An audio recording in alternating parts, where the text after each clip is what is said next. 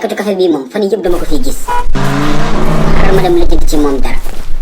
booy yow da nga am autorisation jaay fii café. góor gi kon jaay café kese dama si soxla autorisation. mais bien sûr dem nga mairie. non non kon mairie laa war a fayee. wala chef de quartier rek. chef de quartier sax moo gën a jege. maa ngi nii maay chef de quartier koñ bi de. indil xaalis bi. am. Ndumbe ma femme. 15 000 francs moo ngi nii. damal marché jëndal ma ginaar. chicken laa bëgg a añee tey kokoriko. nijaay loolu duñu boole dinaa la toggal ginaar bu jaar yoon nga lekk ba suur mon ancien combattant.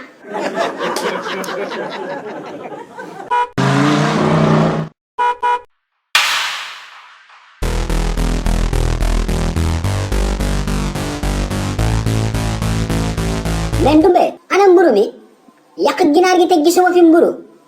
ah Ndumbe yow da ngay déconné quoi. ni ngay def ba xaali wala keneen ñëw fi lekk sama ginaar gi.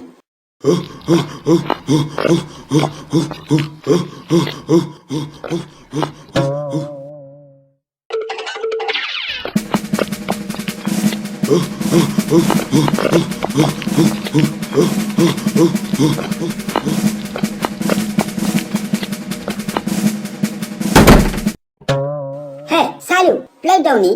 papa Modou moo ngi ñëw dama ko gis muy daaw rek nga xam ne fii la jëm si. kan Modou dëgg xaaral.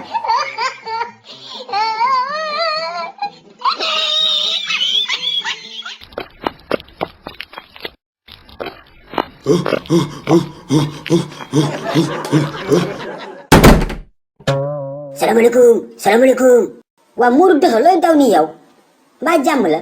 rajo suruxu ginaar ma may xeeñ. waaye yow ginaar bu lay xeeñ sama kër ngay ñëw. waaw fii la ma xeeñee. yàq leen ginaar gi moo ngi xeeñ. waa defal ndànk yow daal Modou dëgg nii lañ lay bàyyee. koñ bi kenn mënu fee togg ginaar lekk ko si jàmm ndax yow Modou dëgg. waa kii moom xanaa ginaar lañ ko ngénte yow boo demee sequm piir lañ la ngéntee de. yàq leen ginaar gi moo ngi xeeñ. hey noppi laa la wax yàquñu. defal ndànk yow Modou dëgg lu nga dal sa biir bi nii. ginaar. ceeb nag yow doo lekk ceeb. déedéet ginaar rek laay lekk. kon Modou dëgg yow bëgg nga ginaar de. waaw ginaar bu ñu lakk. ak ginaar bu ñu saaf ànd ak pomme de terre. bëgg naa tamit ginaar bu ànd ak tuuti mburu ak mayonnaise. waaw mayonnaise bu am poobar. waaw wuyu ma yow mën nga togg ginaar. déedéet man lekk ginaar rek laa mën. ah kon ku lay toggal ginaar gi ngay lekk dangaa am jabar. aw ma jabar de damay wër di xaaran ginaar.